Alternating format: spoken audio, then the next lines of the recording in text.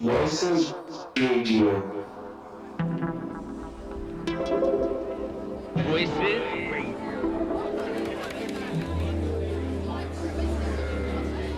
Voices. As a radio.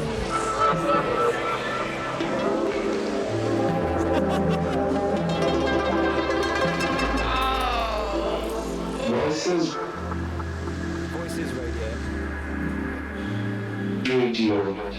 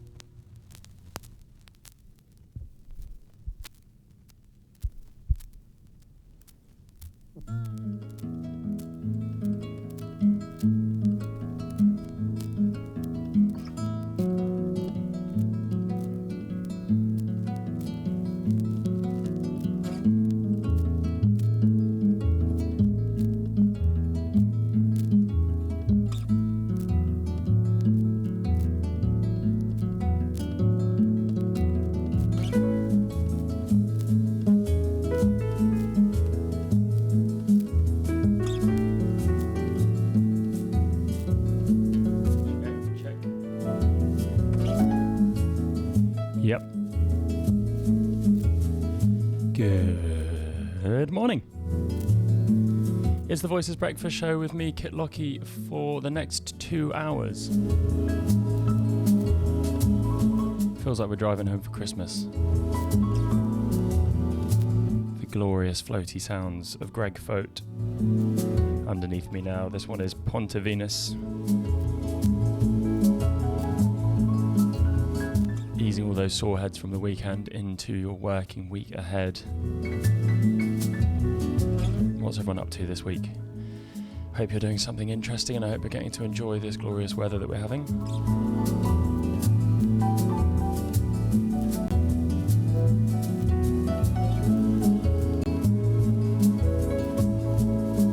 We start off the show with Inti Illimani with their album Hacia la Libertad, and that track was called Chloe.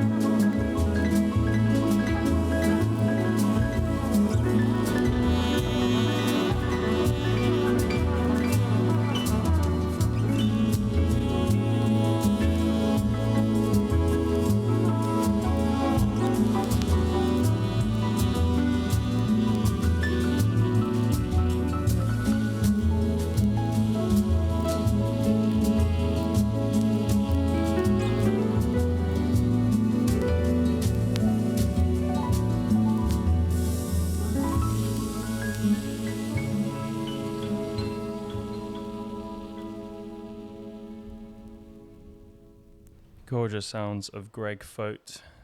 Thank you to my wonderful wife Amy for buying me that record now many moons ago. I think it was a birthday present a couple of years back. And yeah, it's wonderful to be playing records on there live for you guys listening at home.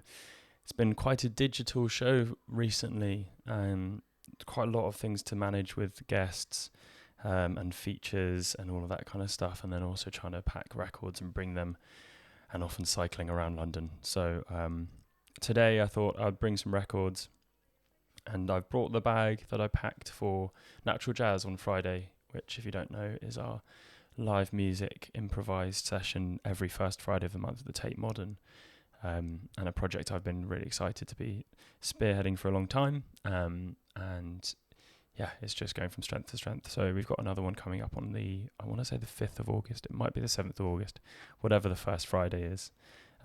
Always a new group of performers, and I kind of build the band, and then we just see what happens based on whatever people are feeling. It was a hot one this Friday, so it was kind of quite a smooth, slow start. Actually, I started the whole show, so I sort of set the tone with some records, and I started the show with a lot of spiritual jazz, and yeah, it was just like a kind of nice, soothing experience. And I did play one of the tracks off that Greg Fote record as well, and then the band started and really followed suit and carried on in that kind of swelling spiritual feel, which was really cool. And then as it got cooler and more people started joining, the energy started picking up, and then went really hard. It was actually probably one of the kind of hardest ones that we'd had, going into kind of like jungle territory with the drums. It was wicked. So yeah, please, I do implore you to come down and check at least one out. They're really vibrant, electric kind of feeling in the room, and it only happens at one time and then it's gone. So live experiences are really important. Get off your phones and come experience something in the real world. I wanted to just quickly talk about that first record I played, which is Inti Illimani, who are a band from Chile. And this is some fantastic kind of protest music. It was recorded while they were on exile in Italy, so there's some Italian on the back of the record as well. But yeah, I don't know loads about it, but I know they were part of the Nuevo Canción movement, which was an anti-right-wing movement, and yeah, it was just a lovely thing. So I thought I'd play some music from that. It's all about kind of freedom and fighting hate. On to some more music. So this is Afro-Latin. This one is Mulatu Astake. Something funny about this record is I bought it. It's like released as a kind of audio file, high fidelity version, which is what it says on it. But the original 1960s recordings were certainly not high fidelity. So as a high weight the record is, doesn't really have much impact on the fact that it was recorded a long time ago on some quite dusty tapes. So excuse that, but that's part of the character of the record.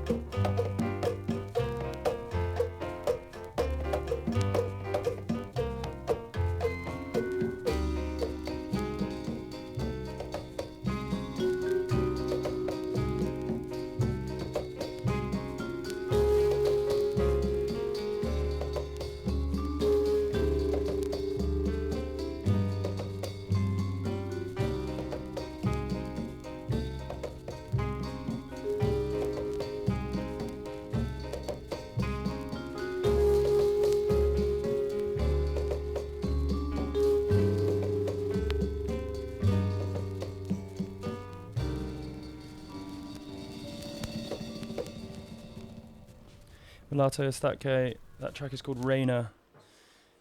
Yeah, very excited to be joined by a special guest today. I've got Chiminyo in the studio,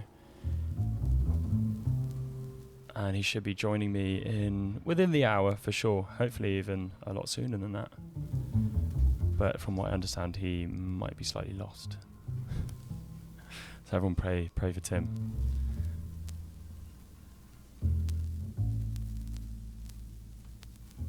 His record is Sabu and his percussion ensemble. The album's called Sorcery. It's a very interesting record, quite hectic at times.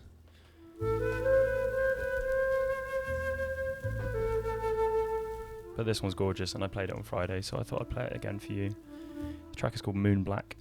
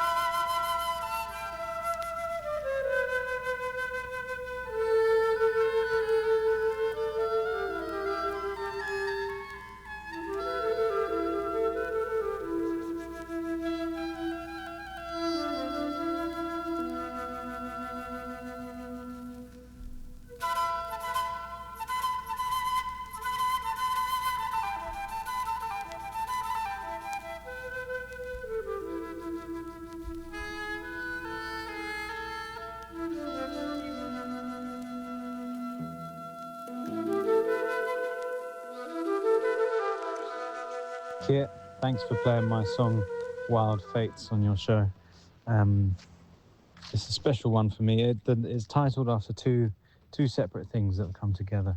The Fates, or the, from Greek mythology, or the Norns from Nordic mythology, Norse mythology, who spin our fates for us. They spin our futures, and it's something that we don't have control over. The story's already written for us. And I just like the idea of the fates gone wild, taking our stories back into our own hands. And the wild thing was just an extra nod to Oscar Wilde, who once said, "Be yourself, everybody else is already taken." And that just resonated quite strongly with me, because it just felt like, you take it to the world of Instagram. Oof. You're just everybody's telling you what you need to do, who you need to be, in subtle or overt ways. And yeah, so that's the fate's gone wild. Sorry, I'm just walking the dog.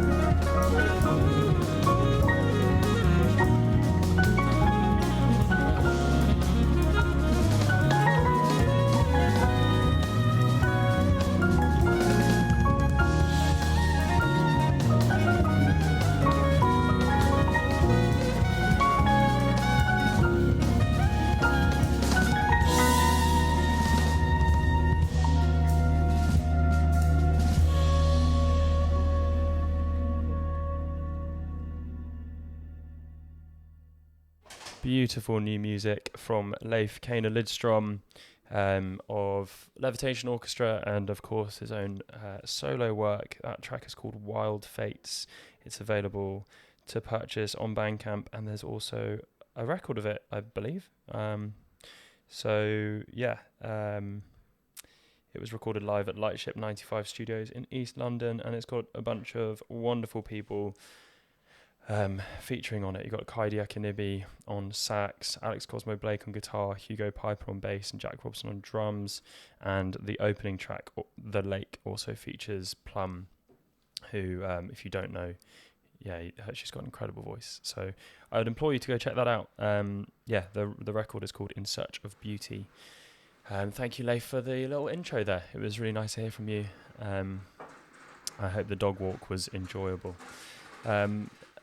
I say as someone clatters past the window. Beauty of live radio and having a radio station in such a vibrant cultural little spot here down in Coldrops Yard. There's always stuff going on in the background.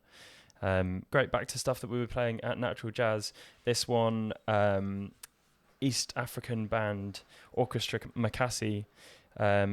They relocated to Kenya, I believe, to record this album, which is called Aguaya. And it was absolutely beautiful in the moment. I played this and the security guard came over. And at first I thought he looked quite concerned. And he goes, "What are you doing?" And I was like, "What do you mean, what am I doing?" He goes, "You're reminding me of home."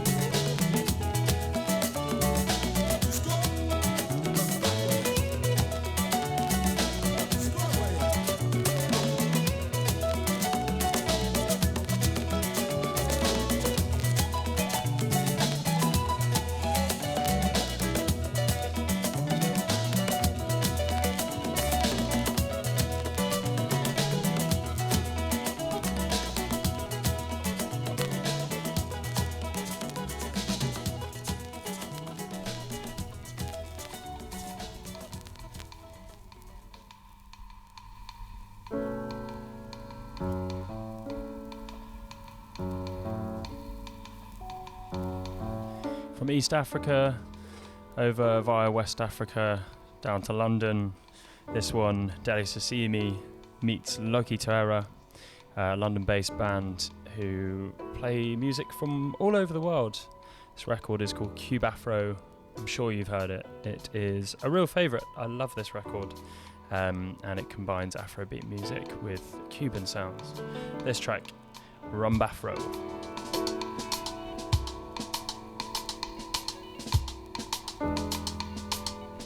Quick shout out to everyone listening at home. Got Aisha in the chat room. Got Karen. Karen did an amazing show for me last week while I was away, enjoying the sunshine. So Karen, thank you again for doing that. Everyone go listen to that show. Also got Rich. Big ups Richard from Canada. See you in the chat room very often. Thank you so much for being here. How did you find Voices Radio? I would love to know. All the way out in Canada. Yeah, wicked. Thank you for being here. If you're listening at home, please let me know. I'd love to hear from you. And I'll be joined hopefully in about 10 minutes or so by my special guest, Chiminyo.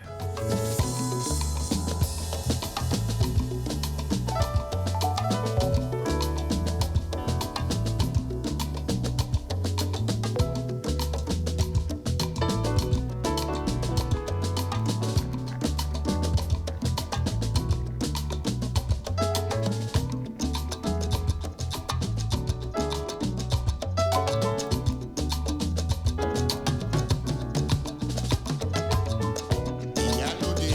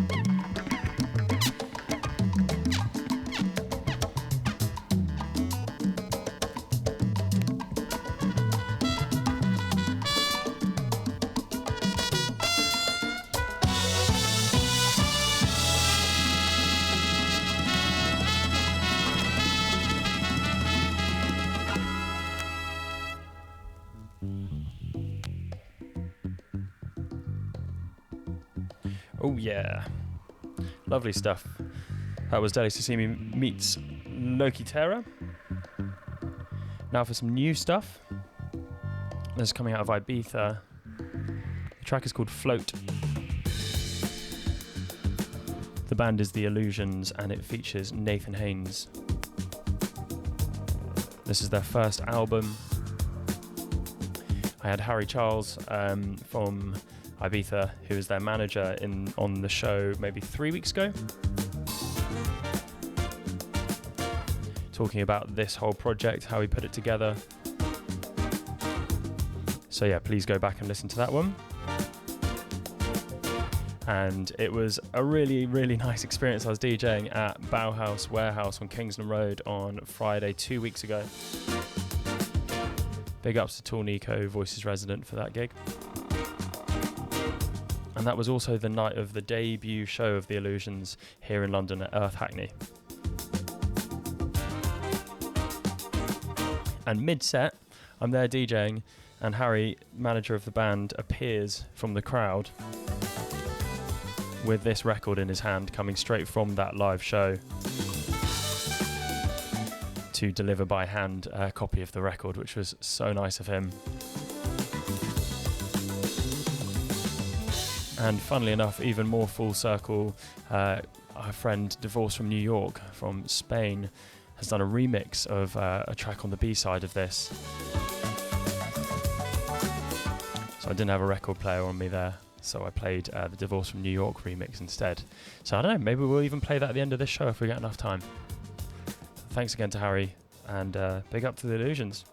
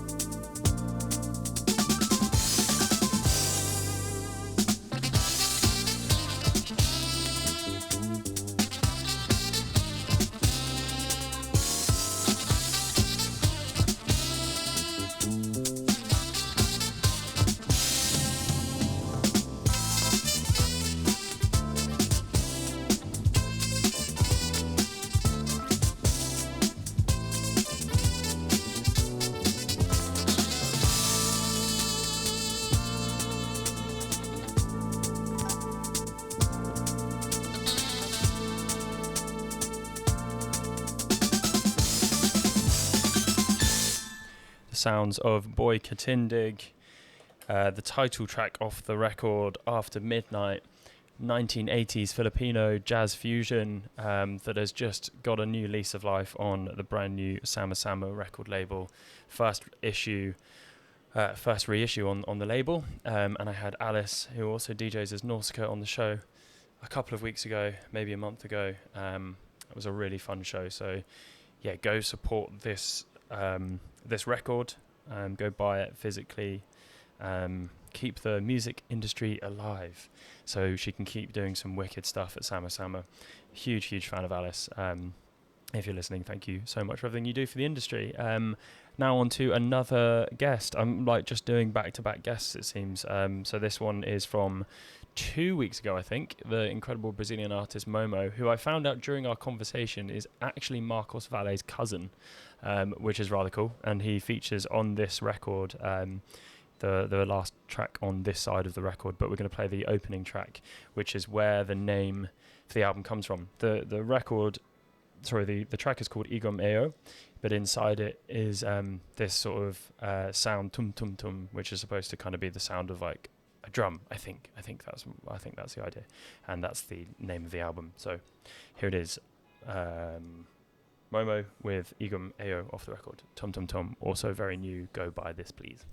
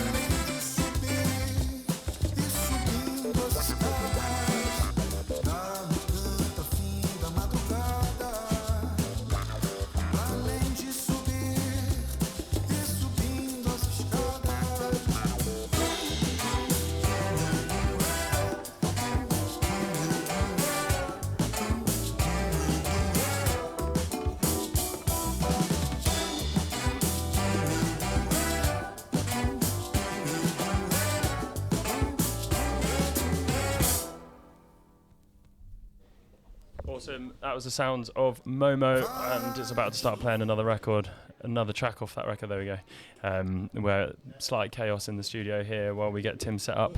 But yeah, I think we're good. Yeah, nice. How are you doing this morning, man? I'm very well, thank you. How are you? I am fantastic. Just moving microphones around. But yeah, no, it's really, really nice to see you. Yes. And so tell me a little bit about your musical story. Where did you start in music? Have you always been a drummer? Ooh, good question, because you saw me turn up with the guitar, huh? That really That's where the confused me, question really. came from. So actually, I started, piano when I was a kid. Weirdly, clarinet when I was like 9, and then guitar around then as well.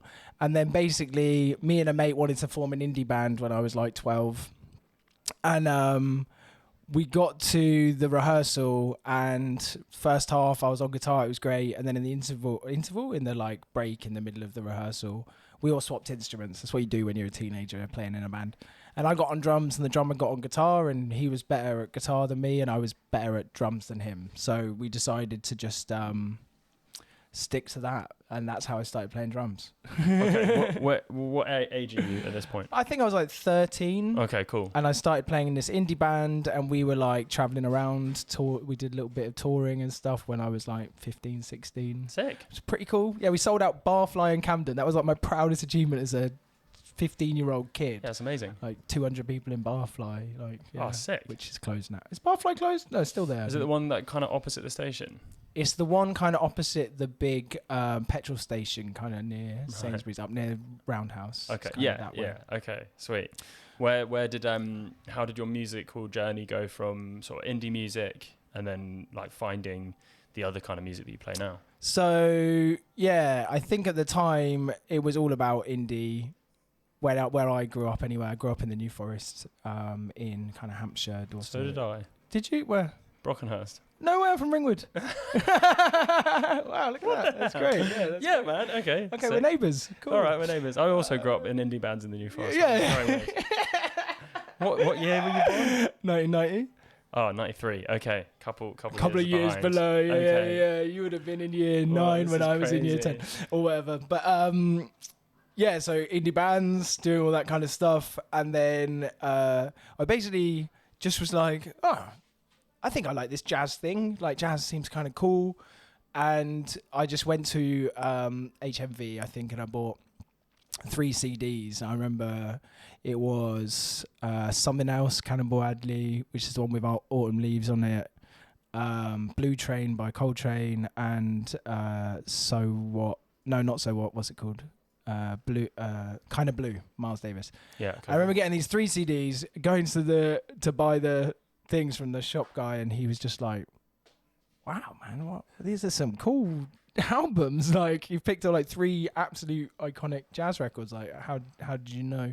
I was like, "I don't know. It's just intuition." I think I'd heard of Coltrane, heard of Miles, and I was like, "All right, that'll do." And then just like completely fell in love with that side of things Amazing. for a while, yeah, and went down that road. I funnily have a very similar story as well. Do you know Lymington? Yeah, of Very course. small town, Yeah. seaside town next to where I grew up. And the one thing they have is a second-hand record shop that is only open when the guy can be bothered to open the doors. Nice. So it's open. It's not open on weekends, so it's impossible to ever go. It's open during the week whenever he wants to open it. I think it's called Forrest Records. And everything's super cheap. I don't even know if it's still there anymore.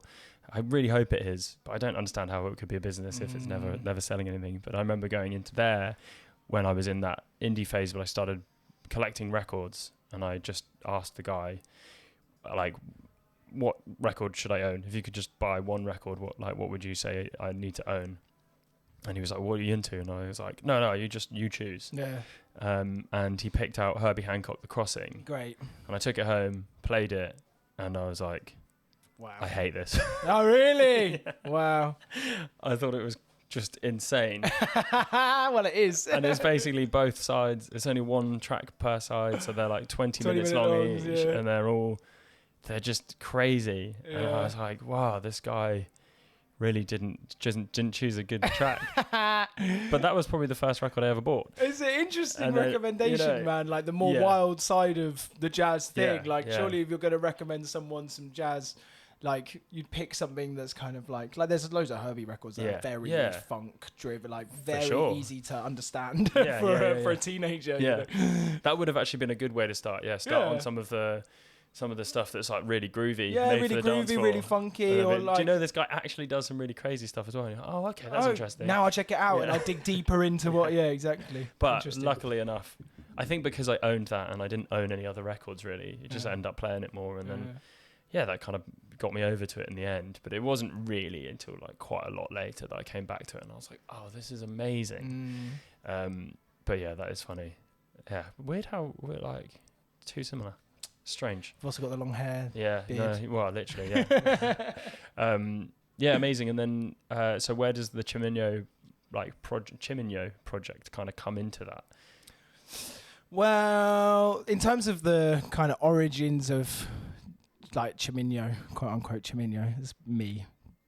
The origins of me in this kind of format. Through my 20s, played in lots of different groups, lots of different bands, kind of some jazzy side of things and some like lots of completely different, full spectrum, different things.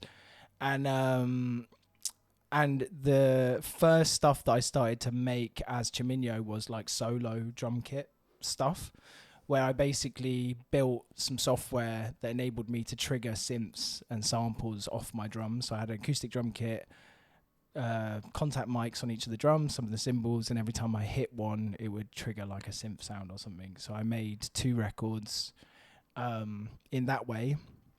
And that stuff I've got to point out is really sick. Thank you. And that's like, that has been in the world for quite a long time. Yeah, it's like that. I released that in 2020. Yeah, the first album, the LP. Yeah, amazing. And there are I think there's some videos of you doing that. Yeah. Which is, I guess, like brings it to life as well, more than listening to the album. Big time. Yeah, the album thing. It was a big lesson because, like, it is such a visual thing for people to understand it. Like, the whole record is made.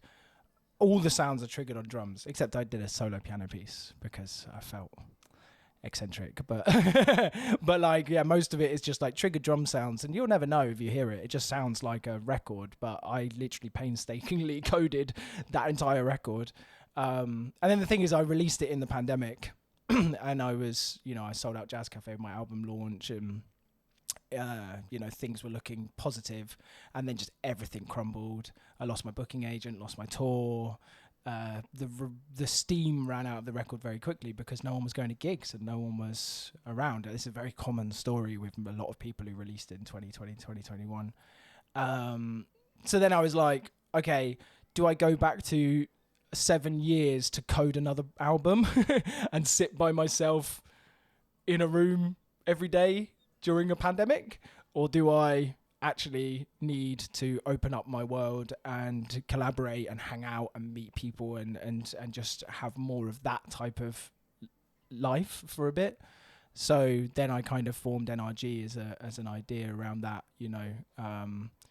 a way to just keep things moving and just bring people into my world and like hang out with friends that I don't get to see so much anymore because everyone's so busy and we're all gigging and touring. Whereas like if I book you and we actually come and hang out together, like NRG 8, like the one that you came to, it's like there's people there that like Theon, it's like we've known each other 15 years now. We get to hang out very, very rarely, like just occasionally backstage at a festival. We'll get to sit and have a little coffee or whatever, a cup of tea, a couple of beers, whatever. But like actually getting a chance to hang out and connect and really, link up and stuff. I do that exact same thing with DJs. I just book friends just book so that I can hang out with them. Exactly. Before we get into NRG any further, you brought some music with you, so let's hear one of the ones off one of the NRG records, and then we'll talk about what this is and what the NRG project is afterwards. So good? So this one's NRG 5. It's a track called Lucidity. So NRG 5 is the most recent one that's been released.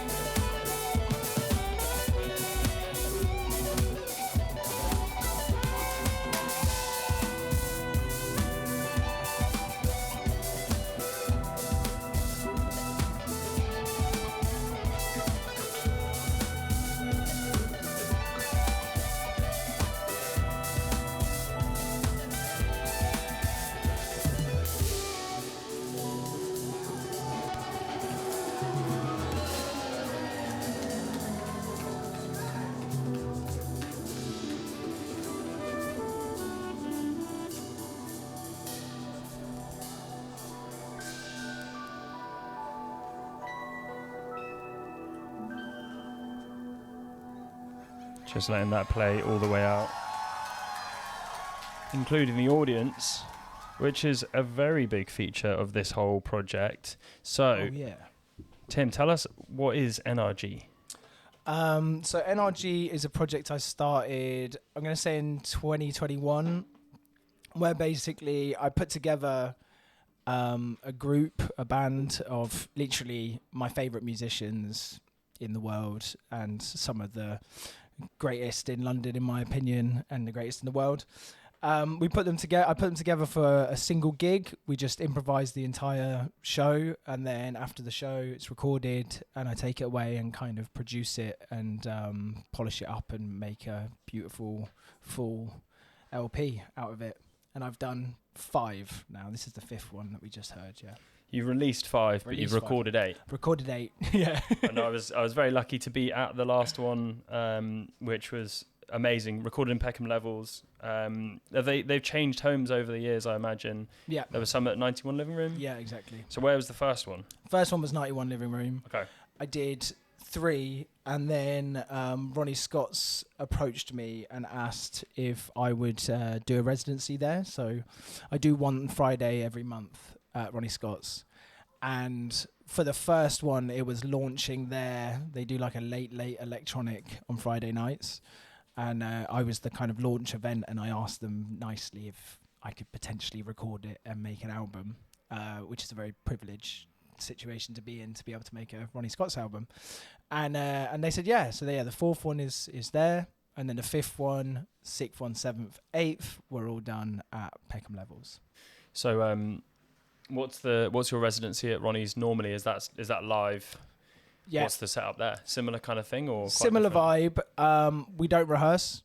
That's the only difference. Slightly smaller band often. I mean, NRG 8 was 5, but often I go for 6 people in the band. But Ronnie's it's 5 people, and because it's not recorded, it's generally a bit.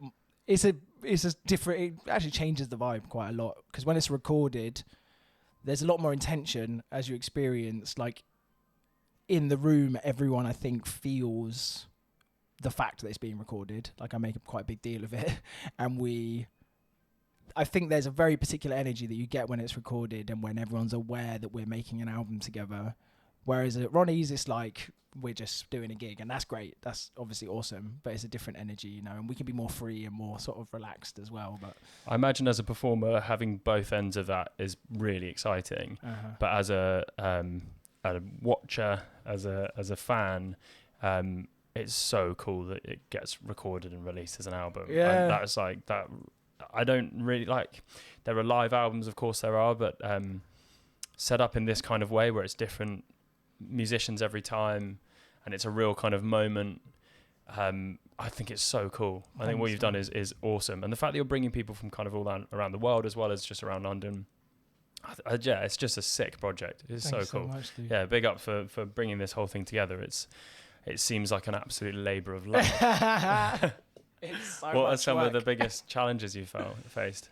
Well, I mean, so the most recent one was like releasing this record and making the next gig was funded by Arts Council, which is amazing. Like, got an injection of money to help, and I'm also able to do a workshop series with like young adult musicians. So I'm teaching them like NRG improvisation.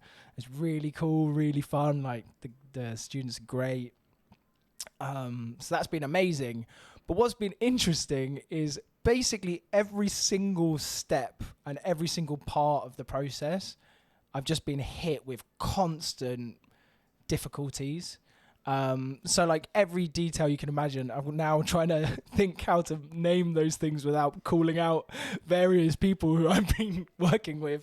But let's say when you want to get a space, people will start to change the details of the agreement around the space, or when you are trying to collaborate in certain ways, people might decide that their fee has suddenly changed for no reason, or they might just decide to completely change something, you know, and that happened a lot, you know, and it's one of those things. Are you finding that that's happening more, that it's now a bigger thing? Do you think people are responding to the like becoming greedy and stuff like I that, don't know or, if it's or is it that's just a complete like it's just a part of the deal of trying to put on live events and stuff? There's a lot of moving parts. Yeah, I don't think it's become bigger. I don't know. Like some of the elements are working with new people that you've not worked with before, and like yeah, things that you think should be easy and very straightforward, and like you've made an agreement and it's all it's explicitly written, and then the next thing, something different is popping up, and even though you're referencing, oh look, 3 months ago this deal was written out, they're like, oh yeah, but that was before. You know, there was something around as well, the fact that it was a funded project and there were people who I was giving work to for free as part of the project because I got my income from the council, and then they were like, oh, where's our money? And you're like, what do you mean? We had 3 meetings, I've written a whole application, and you never said you needed money because I'm working for you and I'm giving your service users free stuff, you know? And they're like, oh yeah, but we need money as well. And you're like, well, why didn't you tell me? And it just it's honestly, it's been really stressful, like way more than I could have, like they're way more than it should be, you know?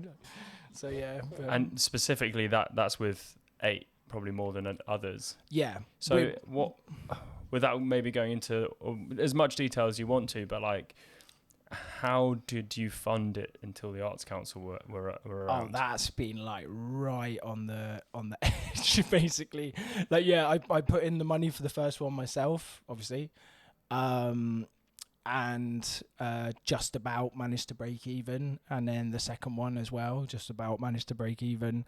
And the thing is, like the first ones as well, the earlier ones, the musicians that I was collaborating with, because it was a fresh thing and I didn't have money, and they're my good friends, they were up for helping me and allowing me to pay them what we wouldn't consider a really amazing fee. It's a fine fee, you know. I think they were happy to leave the house for that much money, but it's not a we're making an album together fee, and I really want to pay everyone as much as I possibly can. So as it's developed, I've been increasing the fees. Like also the mixing engineer for the first few really helped me out, the graphic designer for the first few really helped me out. So like everyone really chipped in and really gave their art and their skills towards the project for heavily discounted rates. And then as it's got to the point where it's basically broken even continuously, and now we're still kind of breaking even. That's amazing though. It's great. Yeah, that's incredible to be able to put on a project that is collaborating, like bringing so many different people together, also bringing people into a space in real life as well, and getting an experience in a live thing,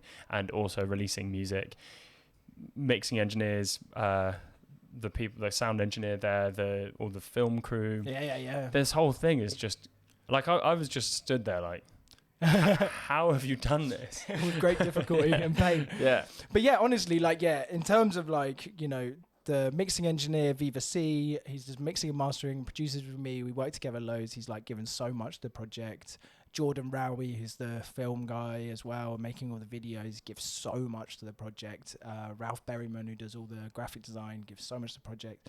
And like these guys, like, yeah, as I was saying, they helped at the beginning, and now that there's a little bit more money coming in, it's basically being distributed, you know. So I'm still just kind of ticking over, but now it's getting to the point where I at least feel like I'm not blagging my friends all the time. Like at least slightly, you know, we're getting to the kind of proper rates kind of situation.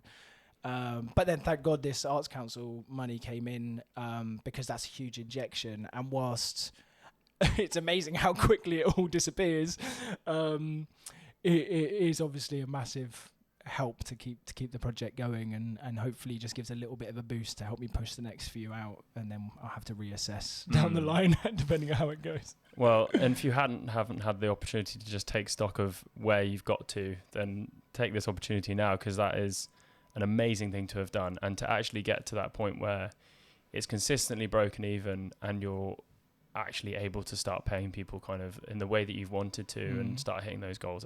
That's an amazing achievement, so well done. Thank you, bro. So you got something from Energy 4. Yeah. What's interesting about this project?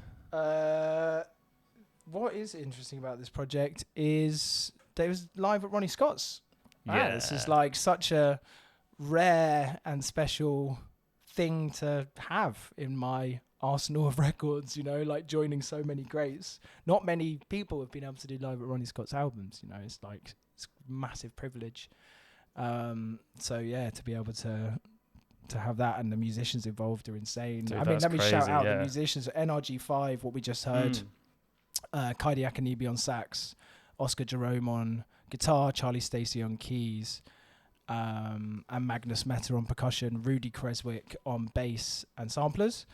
NRG4, which we're about to hear now, we've got Lyle Barton on synths, Marisha Osu on harp, James Akers on sax, Tile Gajigalepede on electronics, and Daniel Casimir on double bass. Goodness me. Oh, and Regis Molina. This is a joke story. That's what's special about this record. So I've got this friend, Regis Molina, incredible sax player, Cuban, 6'7" or something. He's huge. And he's such a legend. He comes and stays at my house sometimes when he's working in London, and then he goes back to Berlin where he lives. And we were having tamales, which is like the Latino food. And I was like, what time's your flight, man? And he's like, oh, it's at 3 or 4 o'clock. And I was like, wow, you really better be going. And I told him I had NRG that night. And I was like, I wish you were around. Like, you could have sat in with us. And he was like, man, sorry, I got to go back to Berlin. And then we're sitting there eating. And he's like, yeah, my flight leaves in like, basically an hour and a half. I'm like, man, there's no chance you're getting that. Like, you're in Tottenham.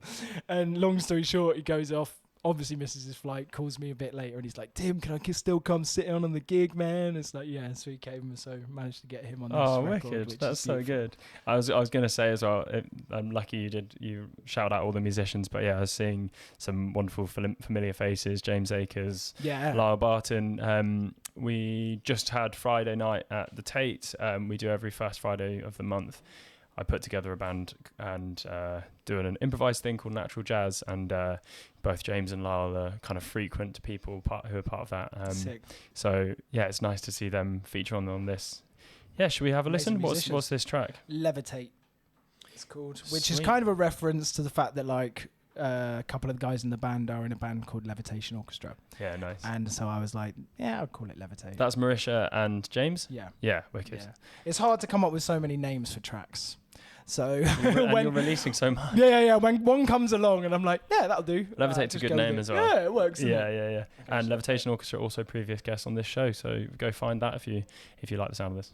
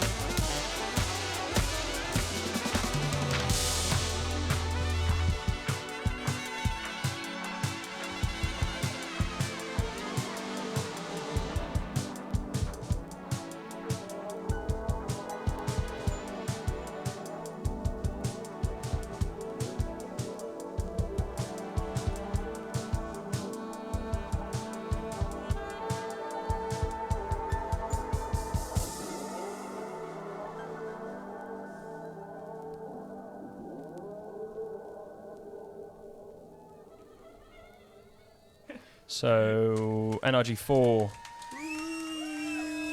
Let's have a round of applause for that, guys. Some canned applause. Oh, now I've got the band. Oh yeah, let's hear him. Let's hear him.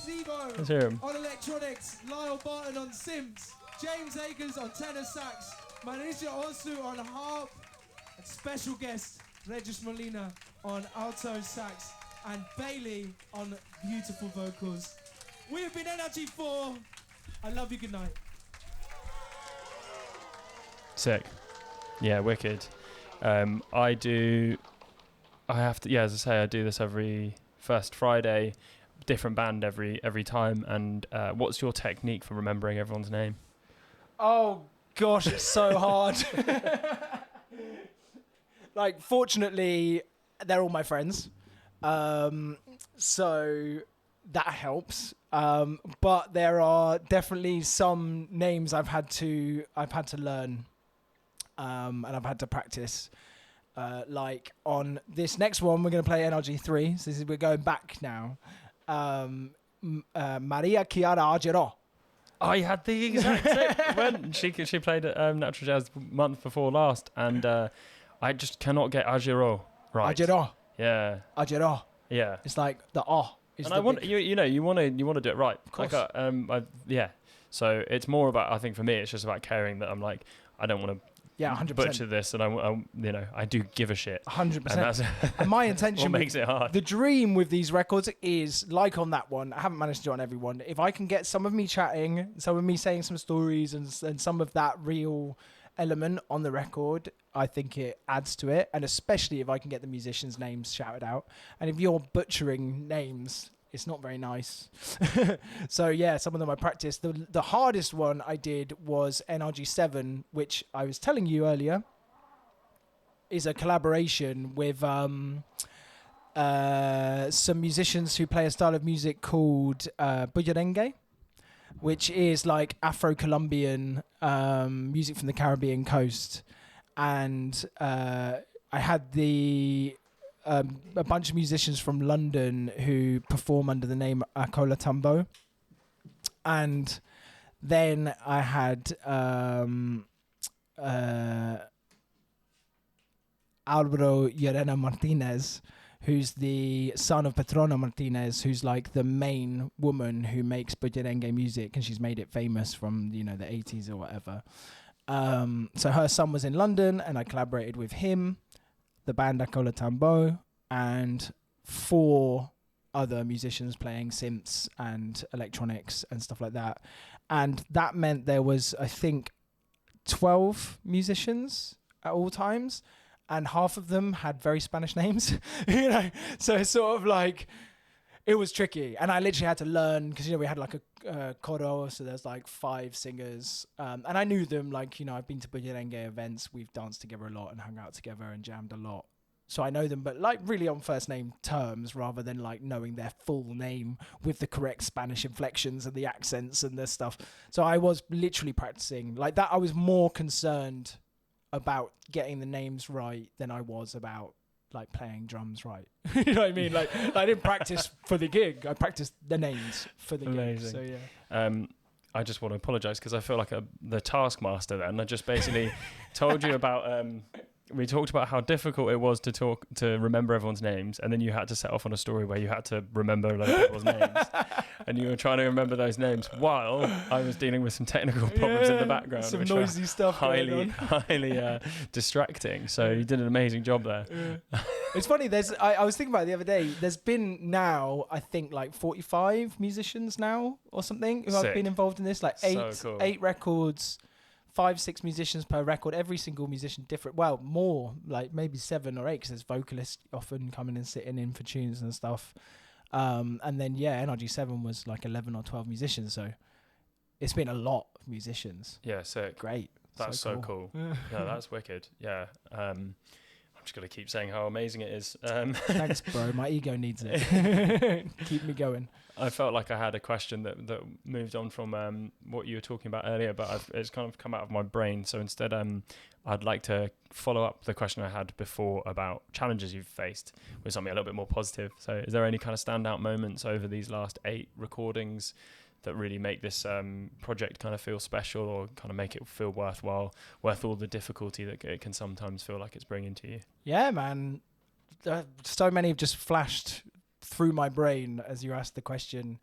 The first one, NRG2, it happened to be on the day of the coronation of the king, and people were getting arrested for peaceful protests outside the funeral and whatever else. So I came up with a chant to go, "You're not my king, you're not my king," and then we improvised like a grime tune on top of that. And it was epic. That was a really special moment for me. Massive anti-monarchist, absolutely hate royal family, and great moment to be able to bring something like that to a crowded room and have a whole room of people chanting like a political message. You know, it was really special, and not something that, you know, I don't think stuff like that really goes out on vinyl very much. Like, you know, protest, like full chanting protest music. And then also, the most recent thing is being able to invite ABBA Giop to play in NRG 8. So because of the Arts Council funding, I was able to get the visa and pay the travel for my friend who I met in Dakar 10 years ago. And we lived together on his uncle's floor for like 5 or 6 weeks and played music every day and didn't speak a word of the same language. He speaks Wolof, I speak English, I don't speak French.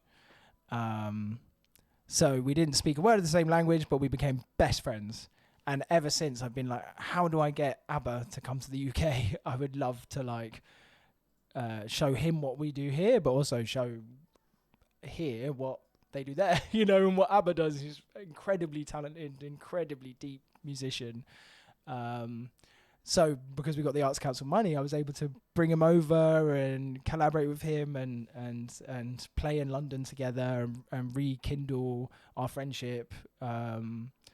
And that was a very, very, very special moment for me. And the gig, it was quite sentimental, wasn't it? There were moments it got quite sentimental, like sharing stories and a few different moments.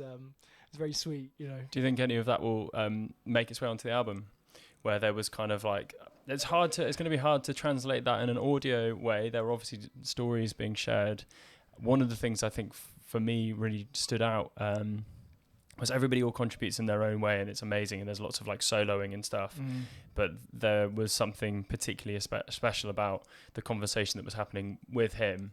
And it was interesting coming off that story that you also told live about getting to know each other super well through discussion, like conversation in music instead of in language.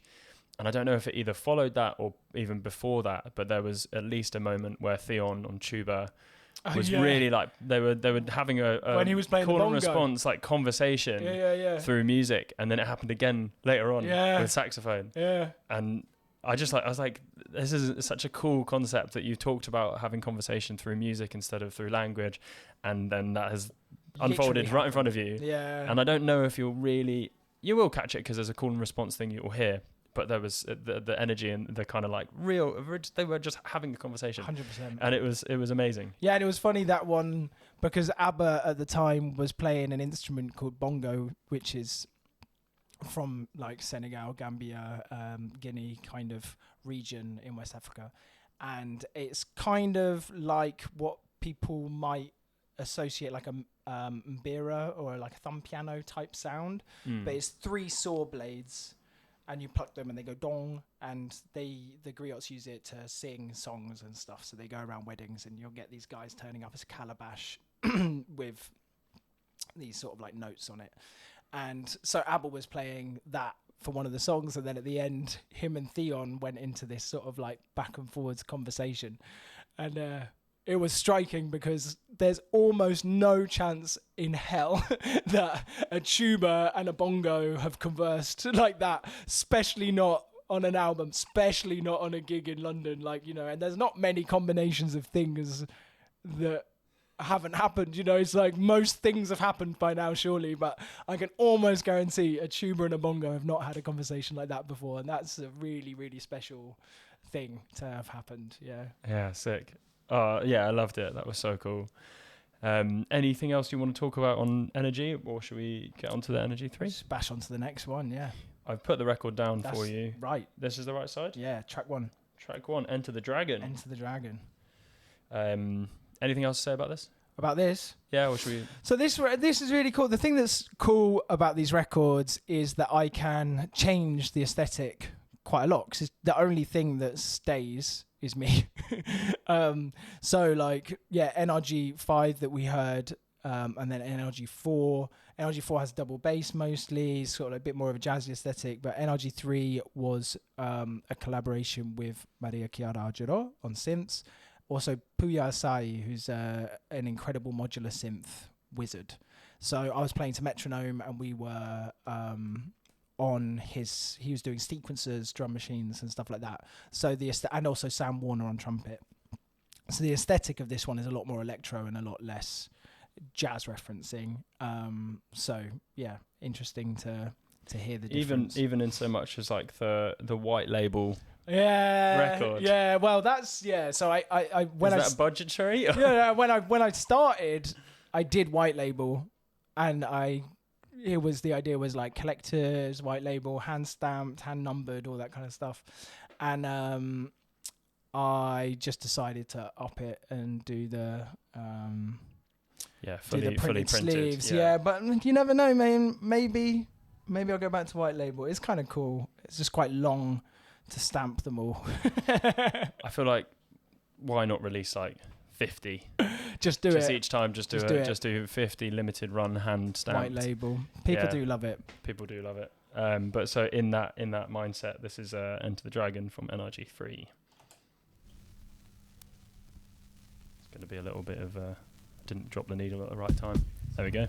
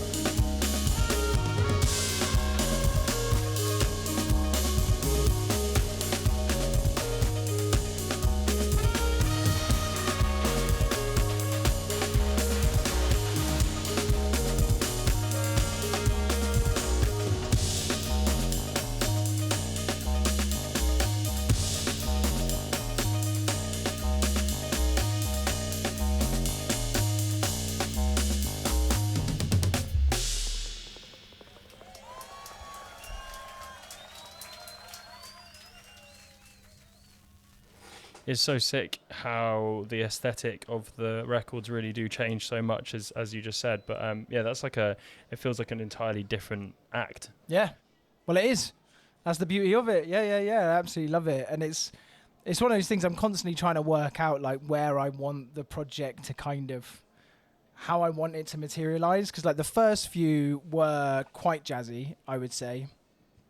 And then the last few I've had, so on number 6 I had Aflasake on percussion, who's an amazing Ghanaian percussionist. He was also playing Jil, which is the xylophone, and he plays Atentaben, which is the Ghanaian flute. And then that was 6. 7 I had the Colombians, so that was very drummy as well. And then number 8 I had ABBA on Sabah, so that was very drummy as well, and sort of like, you know, lots of like African and diasporic kind of drums as a very central feature of the records. So like the next one I'm trying to think like, how do I move away from that so that I kind of maintain the variety within the sound aesthetic. So as a curator, I'm sort of like trying to work out the next one, like maybe I take it more electronic again and sort of see if I can just take it down that road. So variety is actually a key part of it. You want them to be as different as possible. Not as different as possible. Not different as possible, but yeah, like bringing in a unique thing each time. I think so, yeah. And I've got ideas, you know, things that I know will work really well that I want to incorporate. And there's kind of different spectrum of things that I'm referencing. So you could reference a lot more jazzy, quote unquote jazzy, reference a lot more electronic. Like, you know, if you imagine like just synth, bunch of guys on synths, bunch of guys on modular synths, like much more kind of loops based electronic vibes. And also like I've traveled to India and studied there a bit, and I've got, so I can hear how that would work really well. Some Indian classical music, Moroccan Ganawa music. I've collaborated quite a lot with Ganawa musicians and been to Morocco quite a few times. So I know that would work really well. Maloya from French Reunion Islands would work really well. There's just so many options, you know, sort of like so many different ways you could take it. Sounds like you're not running out of ideas. Oh, we got ideas, bro. We got ideas. Don't you worry. Yeah. Okay. Well, good then. It's such testament to your band leading and musicianship to be able to steer it in such different directions, and you yourself keep up with all of it. So that is wicked, man. Just about. Yeah, it's really cool. Thanks, dude. Talking of kind of the Indian classical side, we've got we present some music here in King's Cross and Cold Drops Yard as part of this festival called Summer Sounds. We've got Jawari playing. Great. So Tommy Kozler on sitar is a brilliant person to potentially collaborate with. Tommy Kozler? Kozler, yeah. Kozler, I've never heard of him. Okay, yeah, well, I'll connect you. Great, please. Nice. So, to round off the conversation about NRG, you've got a special record to talk about. Yeah, so this is, so the percussionist that we were talking about, who I met in Senegal, Abba Diop, he releases music under his name. Is Abba Diop and the Yomande family, and he's got 2 albums, and I've got his most recent record with me on vinyl, so I thought it'd be nice to play some of that music and give London a little taste of some Senegalese vibes on a Monday morning. Perfect. Nice, let's go for it. Yeah, this track, I think, is called Bamba G. If it's the right track.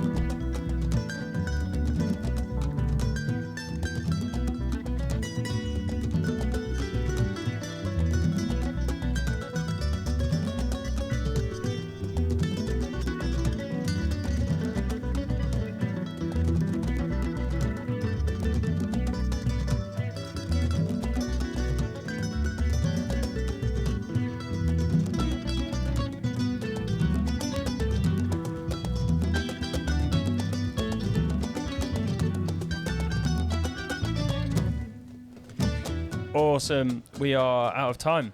So, I think we'll pull that a little bit early. But if you enjoyed that, please go buy it. Yeah, check out Abba Diop and the Amande family. Sick. Chiminyo, Tim, thank you so much for being here. This has been a real privilege to have this conversation with you. I really enjoyed talking to you and hearing a little bit more about the kind of creative journey and everything behind the whole NRG series and some of the other music you're working on. We didn't get any time to talk about the other projects that you do, but tell us a little bit very quickly about what else people need to be hearing. Obviously, the other stuff. Your Brother's Keeper. Your Brother's Keeper with Gary Bartz. We just released a record on Brownswood a couple of weeks ago, so go check that out. Also, my band Uniri, we got an album out, I think a year and a half ago, and we're working on the second album. So you can go check that out. And then there's my solo record, I Am Panda, as well, which people should check out. And there's loads of other stuff around. The I Am Panda stuff is that live drums triggering stuff that we were talking about earlier. I'm working on new material for that, man. Nice. Finally. How have you got the time for that? I don't. But I'm determined to do another solo record. Like one day, it'll be my second solo album. It's like I would have released 15 albums in the middle. Yeah. But it would be sandwiched by 2 solo albums. So. Nice. Well, Chiminyo, thank you so much for being here. Thank you, everyone, for listening at home. This has been the Voices Breakfast Show with me, Kit Lockey. I'll be back again on Monday, every Monday of the week. So, I'll see you on Monday. Thanks again for being here. Thank Enjoy you. your week. Ciao, ciao.